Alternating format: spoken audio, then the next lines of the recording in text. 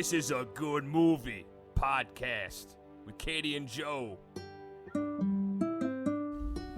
Hi, everyone. Welcome to another episode of This is a Good Movie podcast. I'm Katie. And I'm Joseph, which is my full name. Well, it's just one of the name. It's not your full name. How full is it, though? It's pretty full. It's got Of two your vowels, first name. 4 consonants, all different consonants. And all those letters can be different sounding letters. The J, the S, the P, the H. They play a wide range of in the English language. Okay. I don't know. I just think it's pretty neat. A pretty neat name. Well, anyway, this week we're talking about one of my favorite movies, Pretty good name. The Secret Life of Walter Mitty. Another great name. Yeah, Walter Mitty. A lot of hard consonants, not a lot of playful consonants. I don't think anyone who's watched this movie and now wants to talk about it wants to talk about the consonants of the name. Okay, well, I think we have two very different views of our fan base. And I think I'm right on what they're like. Sure. Oh, okay. Yeah, we watched this movie. You suggested this movie. I I've did. never seen it. So we're going to get right into it, it looks like, onto The Secret Life of Walter Mitty, which I don't know if it is very secret now that I rewatched it. What are you talking about? It is a secret life. He has like a little secret life going on inside of his head. Yeah, but that's not a secret life. That's just a guy who's lonely. Anyways, we'll talk about and get into the detail about this movie. Mm-hmm. I will say this. I'm going to tell you what I thought the movie was gonna be before we watched it. Okay.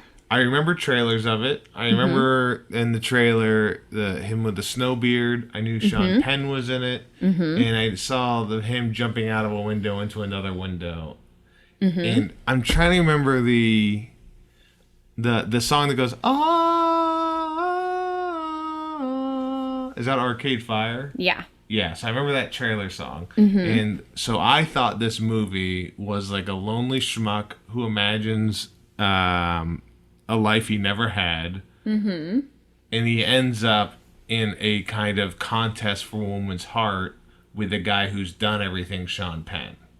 Oh. So when I went into this movie, I thought it was going to be like a lonely schlub who thinks he's greater than he is versus a guy who has done everything for the heart of one Kristen Wiig.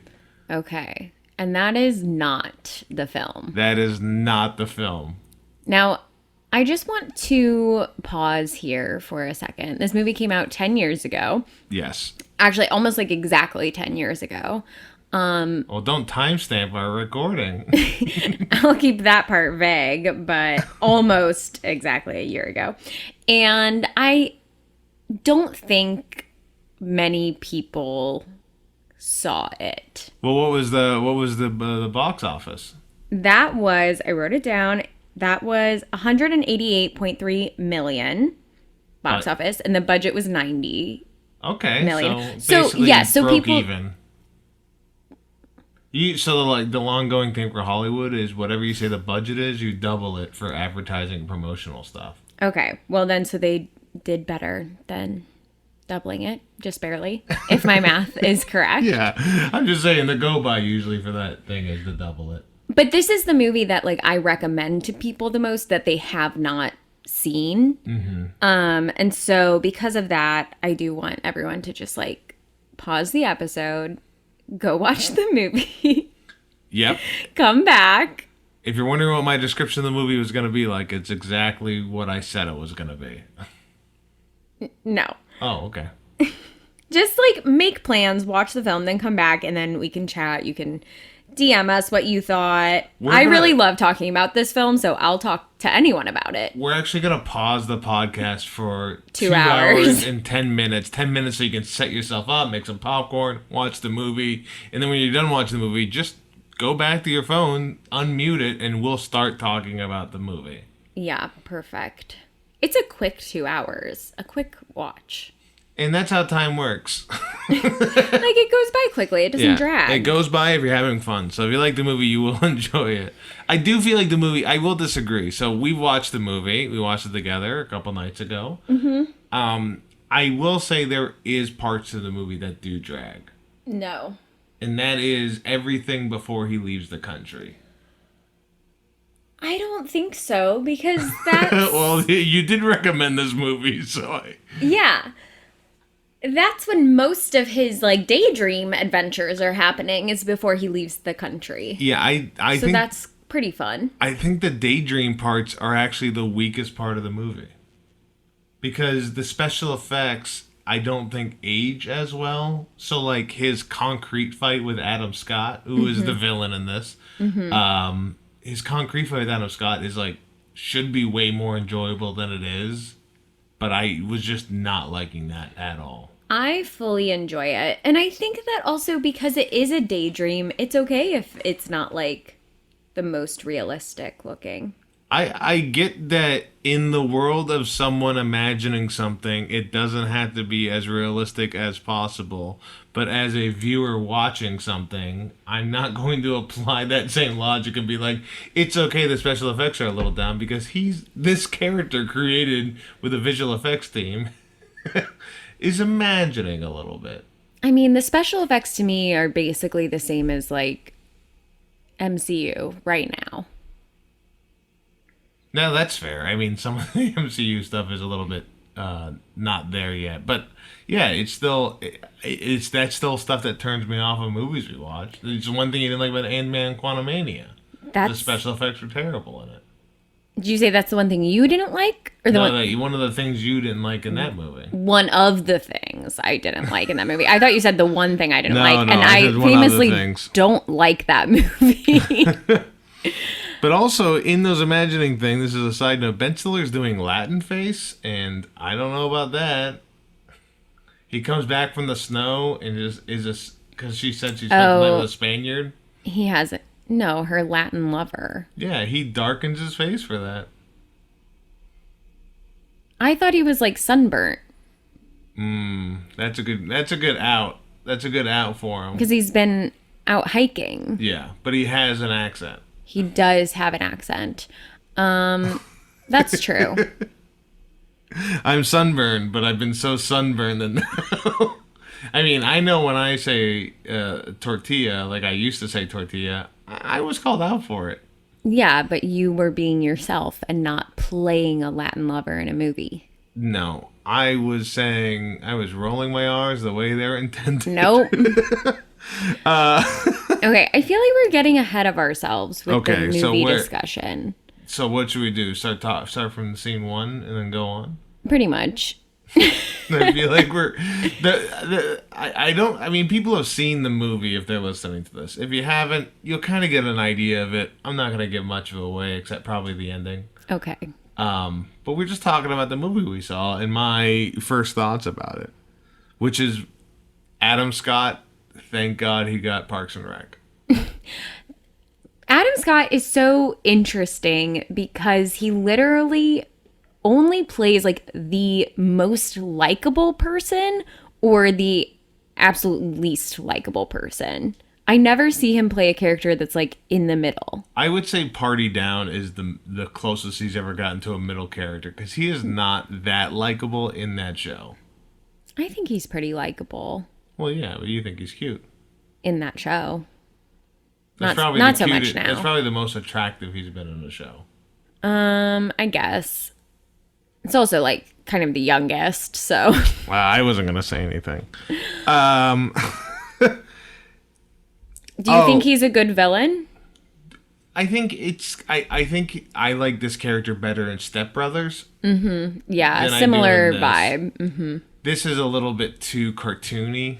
Catherine Hahn's also in Step Brothers, right? Wow. Doesn't she play his wife in that? And then in this, she plays Ben Stiller's sister. Yeah, it looks like that is the case. Wow, universes coming together, the multiverse.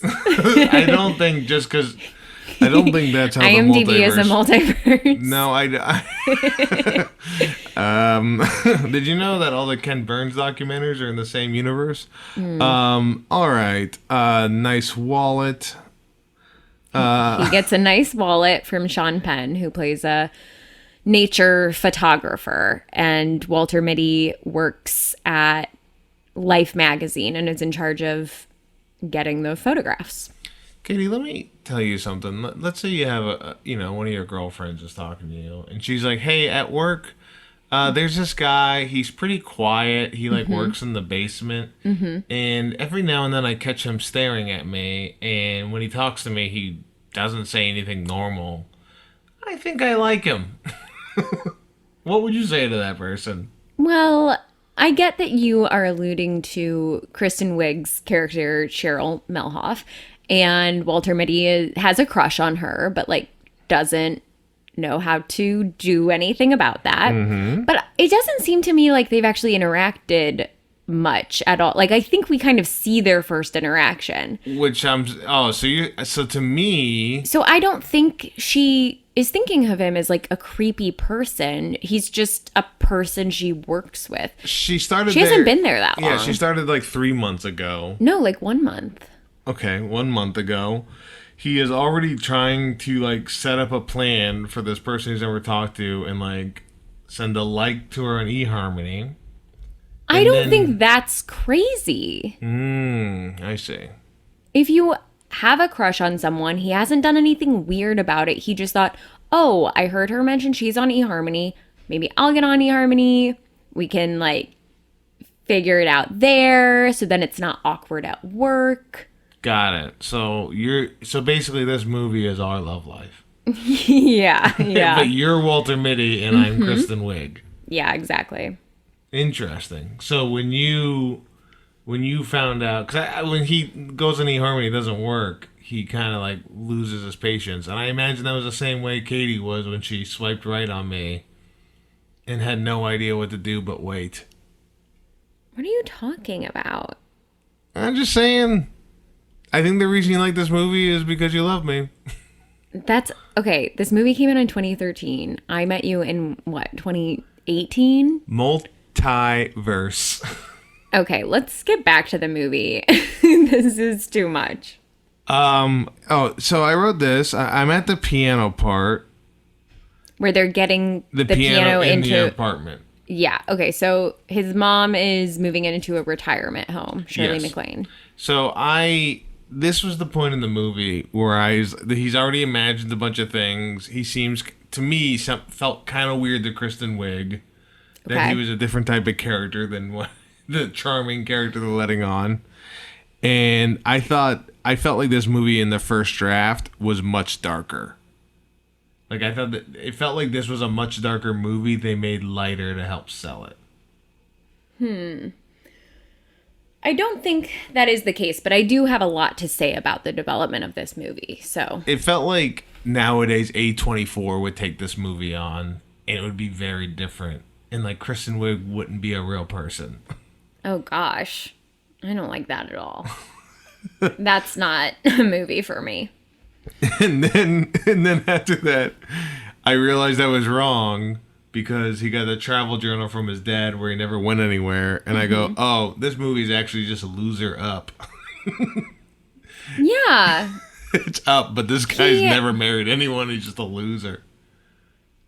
His dad died when he was 16. Before that, he had plans to travel to Europe. He won a skateboarding competition. He had a mohawk, but then his dad died. They didn't have any savings, so he had to go to work. And then he just kind of shut off from the trauma of that and the responsibility on him. And then this movie is him coming back to life, and he's traveling. He's taking risks. He's talking to the girl that he likes. And then he blossoms and thrives and becomes, the old Walter Mitty, the real Walter Mitty. So in this, the first 10 minutes of this movie, if it was up, is just a really sad man growing up, not doing anything. And then he finds a lady when he's old. It would start with his dad dying, and then there would be a montage of him growing up, probably sitting at a computer typing away, and we see him age over time. Seasons pass in the windows. Seasons are passing. Maybe even the place he's working, like the setting, like he's always sitting, but you know, he's making pizzas at Papa John's, and then slowly transforms into him working at. So and then, his head would stay in the same place, right? But it's like time lapse behind his hands him. would be moving, doing different things, but still sort of the same thing. If anyone wants to make this, feel free. Yeah, that's fine. We're not going to. We have a majority of animators as our fan base. I wish. Yeah, I'm pretty sure. I did some studies. And then again, some maybe anti-Walter Mitty stuff. If there's one thing I know, is that men who constantly fantasize about violence aren't creeps. I don't think he's fantasizing about violence. He fantasizes about punching the guy and like getting in a big fight, and then he has the I guess that is the only fantasy he has with violence. And it's not even really violent. Like, they get into kind of a tussle, but then it's just like a chase through the streets with a Stretch Armstrong toy. It ends with them about to punch each other. And then he wakes up. So, I mean, that is violent. It's action movie. Yeah, I get. Most of the daydreams are not violent. He's like saving a dog from a burning building. He is a Latin lover. He is Benjamin Button. That I did happening. Not like. You didn't like Benjamin Button? Well, I didn't like the Benjamin Button thing because I didn't. Again, with the A24 thing, I didn't know what the movie wanted. This is all before he leaves the country. Mm-hmm. I had no idea what the movie wanted to be. Mm-hmm. So then, like, it was part of, like, this real fantastical kind of this guy who's escaping to then, like, it's kind of a comedy with, like, movie parodies in it. Well, just the one. I understand that. But when I'm watching it, it just felt confusing because it felt...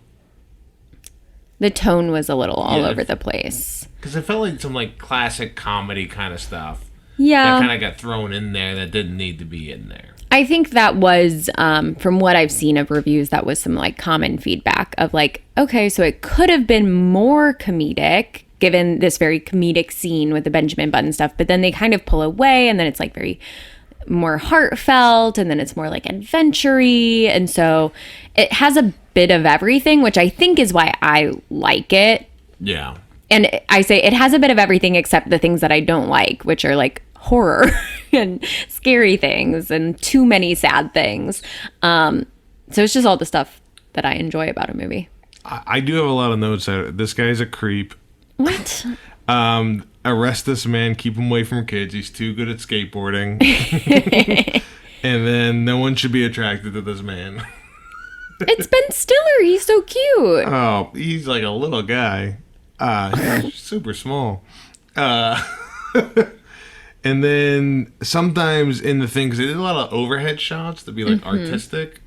Yes. But it didn't seem to tell anything. It was just more like, this is a cool shot. And sometimes they were really cool, but sometimes I felt very self-indulgent. Well, a lot of it's for like, they would use it for transitions from like one place to another. And I thought that was really interesting. I thought those shots were great. They're just visually interesting. Mm-hmm.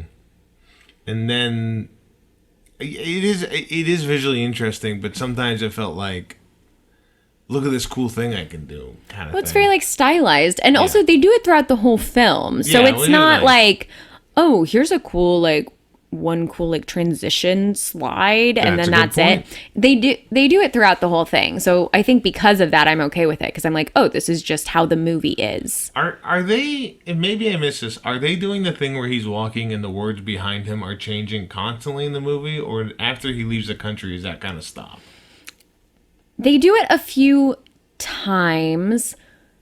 Once for the like the title of the movie, and then they do it for the like mission of Life magazine as he's leaving the country. And then there's a bit more of that when he's writing in his travel journal when he is hiking up the Himalayas. Yeah, that's more like showing what's in the journal and then what's actually happening when he's doing it, but that makes sense. I think those are the only times that... Gotcha, because I remember the airport scene, and that one seems drastically different than everything else, where it's like the words behind him are changing, or it's like going on like surfaces kind of thing. They did a lot of that in the opening, like the opening credits.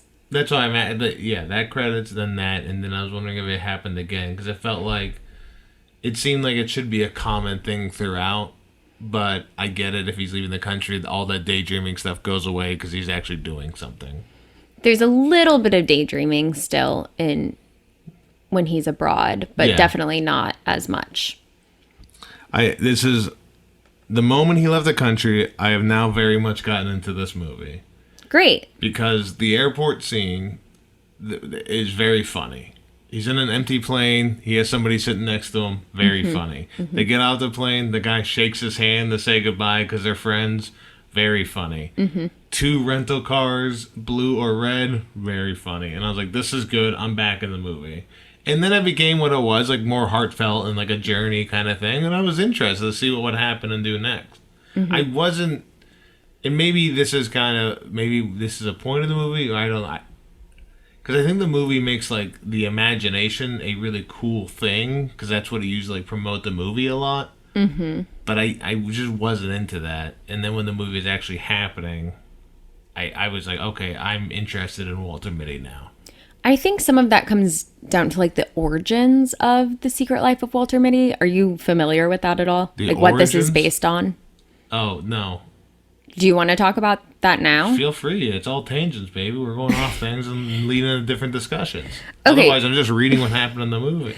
So one reason that I saw this movie in the first place is because it's based on a short story from 1939 by James Thurber. And it's a short story that I read as my... what was that category called? When I did speech in high school, there was a category called prose. And so I competed with this story where I would like tell this story. And that was, I don't know. So when I did in high school, I had to read, I was in the category amateurs. I'm just trying to talk about the movie that I like. Going. And I'm going to do little jokes in the middle of it. And people are going to go, oh my gosh, Joe is so witty and Katie is so interesting. That's the dynamic we built on this. So this is a story from my childhood that I competed in high school speech with. So I was really excited when the movie came out and I didn't know what to expect because the short story is about this older man who is like from Connecticut. He's going into the city with his wife, or he's taking her to like the hair salon. And as he's taking her there, he has these daydreams where he's like a race car driver and then he's like a spy. And while this very mundane stuff is happening, and that's it. Like there's no other adventure. It's just a short story about this guy having daydreams in his life. So for your competition, you just read it? Yeah, I had to. Well, like in a entertaining way. Yeah. You're just like reading the short story aloud. Were you like, when he brought up the spy thing, were you doing spy stuff on stage? I don't remember, but maybe. So little Katie Hetledge is up there on stage. I mean, I was like 15. Teenage Katie Hetledge is on stage and she is doing little act outs while reading this book that involves spy work. And what was the other one? He was like a race car driver, I think. Oh my gosh. Does that mean 15-year-old Katie was on stage with her hands in front of her like they were on a wheel and then like driving on a racetrack? No, because I had to hold my binder with the story in it. So it wasn't allowed to be memorized. It wasn't allowed to be memorized. Yeah, that's the rules. One, you could say it has to be read, but how could you possibly? You just can't make it obvious that you've memorized it. So we want some act outs. We wanted to be like it's the first time you read it and make stuff on the spot. But you plan stuff beforehand. Yeah. Well, then that's memorization. I'm worried about the rules of this competition. There is a difference between being prepared and being off book. Okay. What? Yes, I guess I'm a stickler for the terminology of memorization. But okay, but hey, again, I'm amateurs, so what do I know? Anyway, so I think that's the reason why they, for the trailer, used a lot of the like daydreaming sequences and not so much the actual travel and adventure because that's not part of the original. So maybe that was like kind of a surprise. Yeah, I love the idea of... For all the Walter Mitty fans. Yeah, I love the idea that was the people who put the movie together and they go, here's the deal. Star Wars got in a lot of trouble with the prequel movies, and we're not having that happen with these Walter Mitty heads. We're going to make the trailer look just like the short story. I can't handle the amount of emails I will get from this short story fan of teenage girls who duded at pros in high school who are going to know every detail. I just can't handle it. So we have to be true to the book, at least in the trailer. People are familiar with Walter Mitty. It's part of the culture. He's a reference. He's a pop culture reference. Really? Yeah, it's like you'll refer to someone as like Walter Mitty-esque, and it means that they're like their heads in the clouds, they're off in space. Feel free to let me know and Katie know on either Instagram or everything if you guys knew Walter Mitty as a reference before this movie, because... Well, it depends on what circles you run in. Yeah, well, you were always running the circle of daydreamers. I'm a Pisces. I don't know what that means still. I've been with you almost 5 years now. I still don't know what it means when you just say a horoscope. Anyway, do you want to talk about the travel parts? Yeah, we'll talk about the travel parts. I do like the message. The overall message of this movie, obviously, is you need to be brave and let a drunk helicopter pilot fly you in the middle of a storm. And if you don't do it, you're a coward. You just should take risks. I don't... Yeah, some risks. Okay. I mean, you can smoke a cigarette. No. Skateboarding really gives you great cardio because you just start running throughout the entire country. And then let's see. Oh, are they in Finland or Norway? Neither. He goes to Greenland first. And then gets on the helicopter and then the boat, and then he's in Iceland. And then Iceland. Gotcha. So no Scandinavian countries at all. Well, no, yes. Greenland is part of Denmark. Denmark owns Greenland. Okay. Well, anyway. You didn't know that. It was a little tidbit. So Greenland and Iceland. Gotcha. Classic aimlessly running around works. I don't know about this, Katie. Do you think... This is something I may have noticed in the movie, and you can tell me if I'm wrong, because I don't know movies that well. Do you think Papa John paid for any advertising in this movie? So there was some criticism around the product placement, the overt product placement in this movie. Oh, really? You think there was some product placement? I don't care. Because I was wondering who pulled in the end of the movie where there's an X-ray scene that is way too long with 2 security guards arresting him. I wonder who paid for that. Was it eHarmony? Was it Papa John? Was it Cinnabon? I really didn't know. Listen, I talk about brands all day, every day. It's part of life in America. So, yeah, like, that's just how it is. I don't have a problem with product placement, so... I don't feel like it compromised the film in any way. I think Papa John was said so much. But it's so funny when Shirley MacLaine is like, I thought maybe that was sad for you, having just lost your father, and then you had to go work at a pizza place named after a father. Papa John's.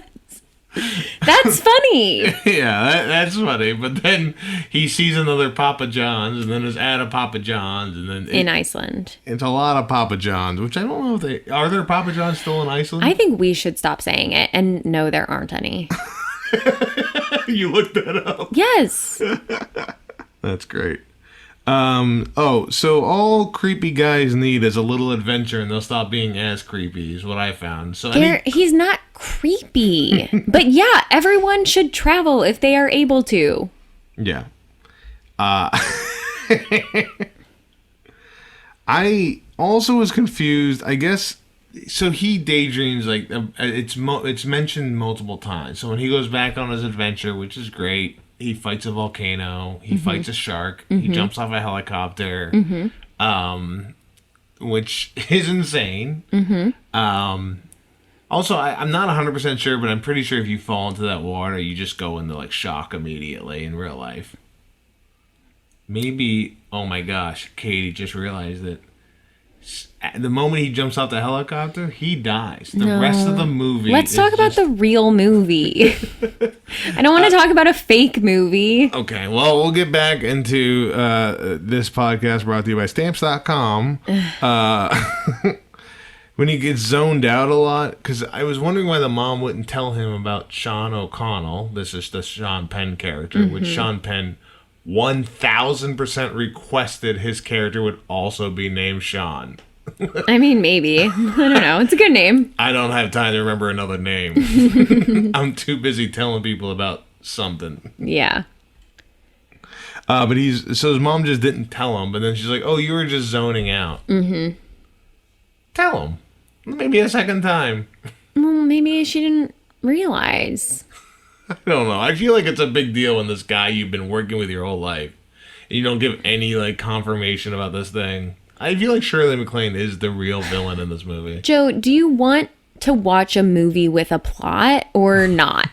I don't like, are we really gonna start getting into why does this character do this thing that like probably doesn't make much sense and wouldn't happen in real life? Because it's a movie. Well, we need a movie to happen. We just watched a movie where every character's decisions make sense, and that's Mystery Men. And I won't. Oh my god.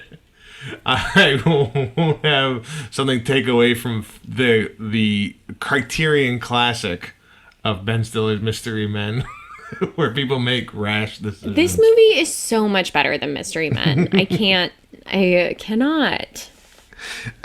What is the relationship between Walter and Sean? He just works for him?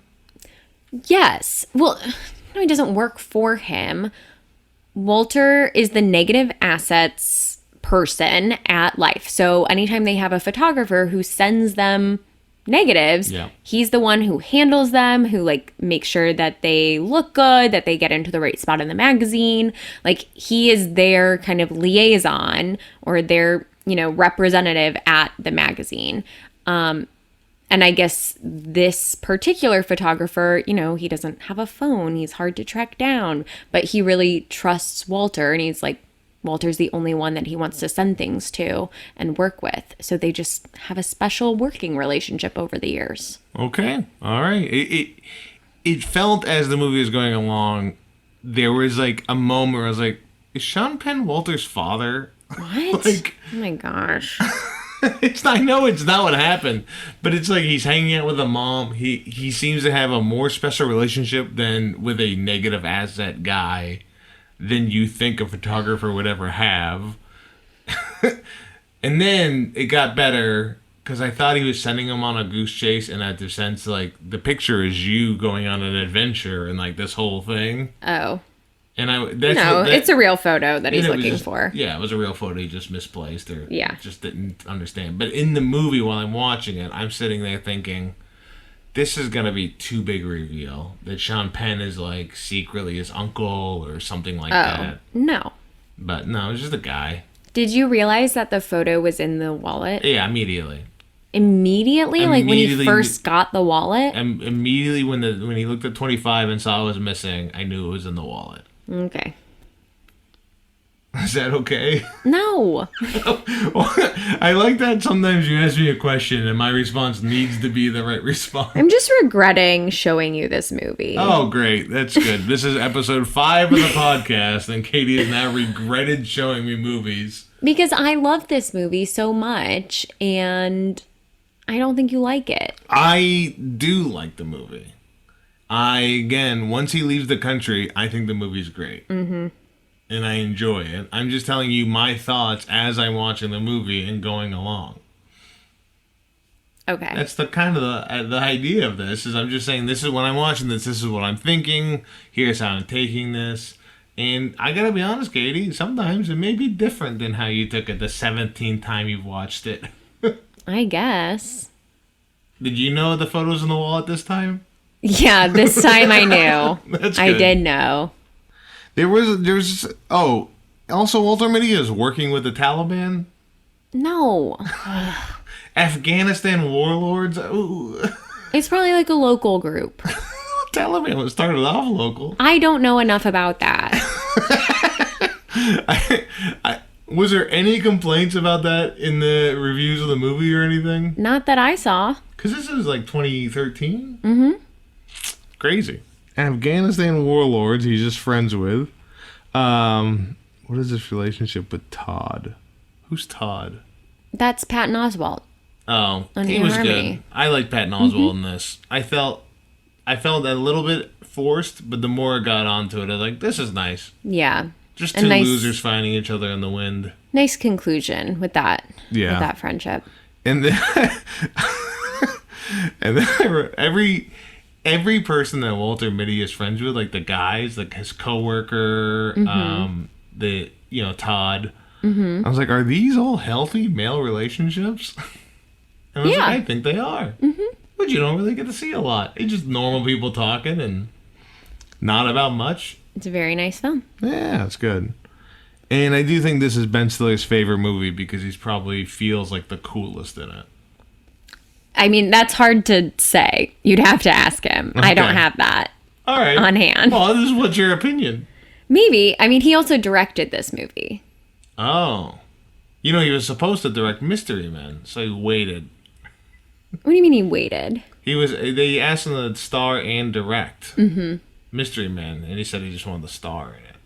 He also starred and directed in Zoolander. I wonder if he...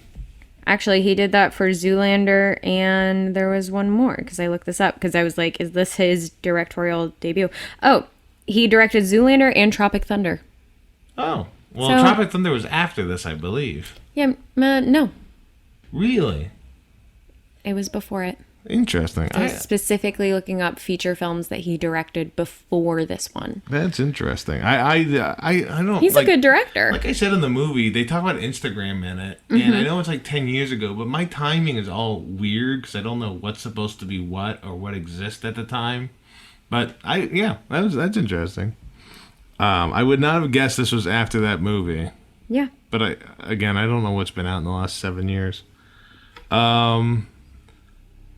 Ben Stiller, Adam Scott, two guys who shouldn't have beards. I didn't like either one on a beard. Well, the Adam Scott beard is like very fake. Yes. I feel like intentionally so. That he is doing a fake beard to be tougher? Yes. And then at the end, Walter Mitty's like, a beard doesn't look good on you. Or he says that in a daydream early on. Yeah. Walter Mitty's beard, I didn't think it's not great. really like a beard. It's more like some stubble because he's been hiking the Himalayas. So he just doesn't have time. He can't be bothered. You wouldn't get it. Oh, I wouldn't get it. You wouldn't get it. I was just hiking Mount Cook. Yeah, that took 3 hours. Yeah, you're right. Thank you for letting everybody know how long it took. So it was tough. Okay, do you want some fun facts? Yeah, that'd be great. I love some fun facts. Okay, great. So this is not the first film version of the short story. In 1947, there was another one starring Danny Kaye, and it's not like this movie, and it's not like the short story. He works for a magazine, like a pulp fiction magazine, and then he has to go find some jewels or something. I'm not entirely sure because I didn't see it. So this Danny Kaye version... because it was only in 1947, the author of the short story was still alive. So he was like consulted about the film's script, but his suggestions were pretty much ignored by producer Samuel Goldwyn. And the reason that I bring that up is because Samuel Goldwyn Jr. was a producer on this movie, and that is his son. So like the dad, Samuel Goldwyn, who has a production company now, so you'll see that. He produced the first movie, and then his son produced the second movie. Interesting. I thought that was interesting. Yeah. It's probably the only reason the movie got made. Well, yeah. So this movie, it was a long time in the making. So Sammy Goldwyn Jr., as I'm calling him, had the idea to do this remake in the 90s, in 1994. Do you want to guess who he wanted to be Walter Mitty? Tom Cruise. No. Jim Carrey was going to be Walter Mitty. Jim Carrey would have been a good Walter Mitty. Yeah, I think so. Mm-hmm. Yeah. I think Jim Carrey would have been a better Walter Mitty than Ben Stiller. Anyway, so that didn't happen. And it was basically like 2 decades of just chaos with different people like would come on to direct or to write or to be in the lead role. And then they would, for one reason or another, decide not to do it. So it just kept like coming together and then falling apart. At some point in those 20 years, both Ron Howard and Steven Spielberg were signed on to direct this film. Aside from Jim Carrey, Owen Wilson was going to be Walter Mitty. Sacha Baron Cohen was going to be Walter Mitty. Ben Stiller's better than those two. I think that time period of Owen Wilson is a weird time period. That Marley and Me Owen Wilson, I don't want him in movies. And Shanghai Nights Owen Wilson. Mike Myers, another guy. He can only do pure comedy. It's hard to see him do a serious thing. I think Ben Stiller is better than all that, except Jim Carrey, who I think is one of the best actors. Yeah, you love Jim Carrey. When Owen Wilson was going to be Walter Mitty, Scarlett Johansson was going to play Cheryl. That movie would be terrible. Yeah. You have Scarlett Johansson and Owen Wilson working at your company. It doesn't feel the same as these two schlubs, Christian Wiig and Ben Stiller. So in 2011, Ben Stiller came on, accepted the lead role. They announced that, and they didn't have a director attached. And then eventually it came out that he was also going to direct the film. And that became the movie that we watched. It's weird. You don't see that a lot where, and maybe I'm crazy, but someone like is acting in the movie and chosen the act and they can't find a director. So he's like, I guess I'll direct it too. Like, usually you have the director first. Before I don't know that that's how it went down. That's just how Wikipedia makes it sound. All right. Well, Wikipedia's never lied to me before. I'm not sure. Do you know if Kristen Wiig was actually singing? I don't know. I didn't look that up. But I bet she was. Yeah, I mean, you know more of Kristen Wiig than I do. I would guess, yes. She was actually singing. Okay. Yeah. That's pretty good. Okay. It got mixed reviews. Yes. You know, a smattering of... It debuted at the New York Film Festival. It had like a smattering of nominations and wins, nothing major. The IMDb score is a 7.5.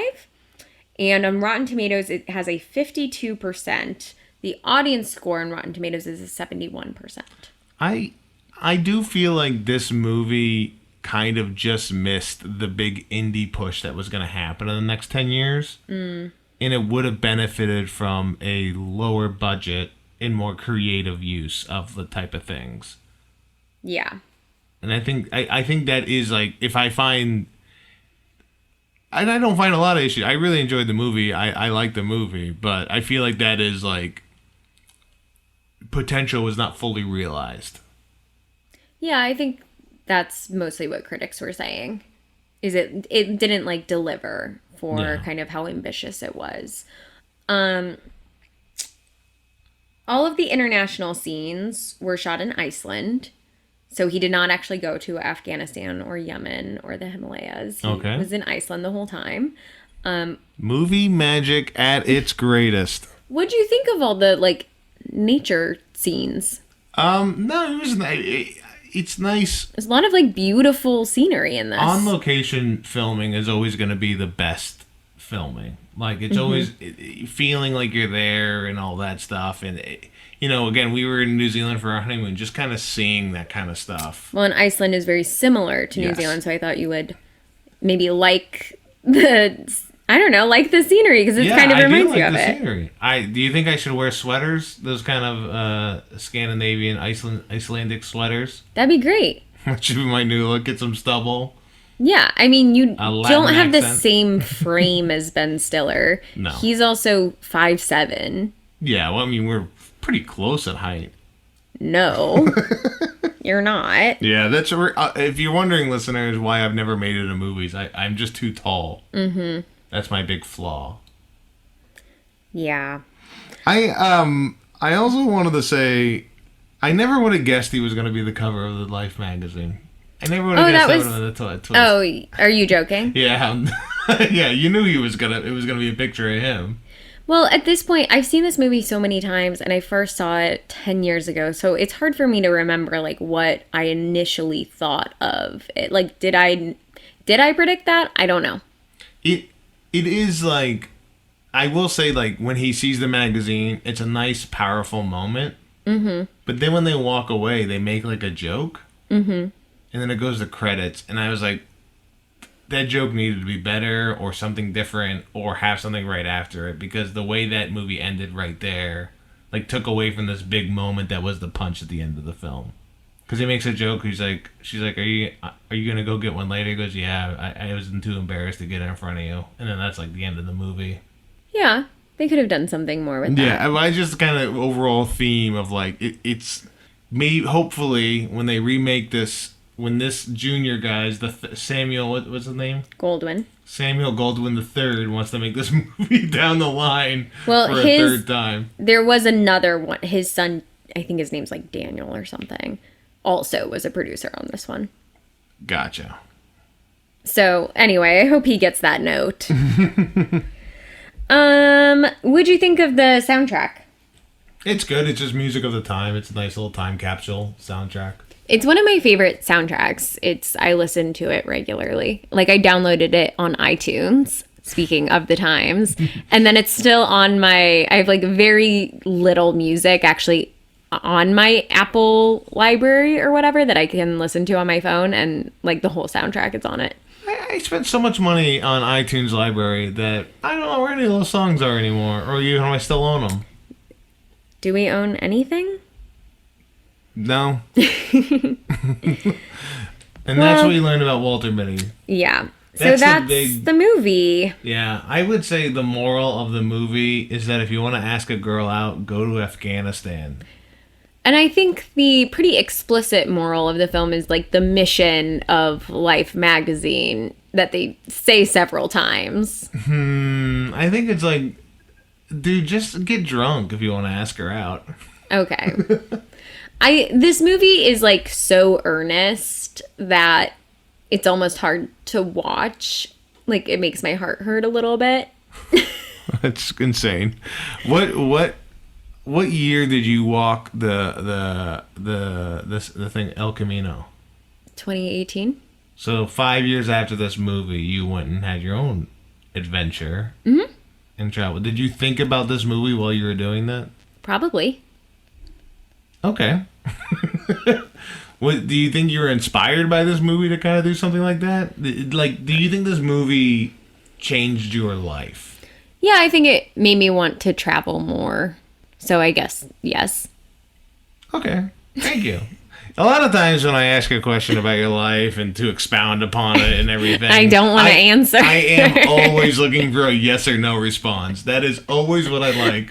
When I get into conversations with anybody and I ask them, oh, how's your family? I want them to say no. Well, yeah. This is why you often tell me that I have a secret life that I keep from you, which I don't feel like I do, but I also don't love to talk about myself. Yeah, well, I did think that when I walked outside the other day and some guys broke my fingers telling me, your wife owes us money. If she doesn't pay up, your toes are next. And I go, why would you start with the fingers? So how would you cast Wally in this movie? I mean, that's the easiest thing ever. It's the helicopter pilot. Oh, yeah, that'd be fun.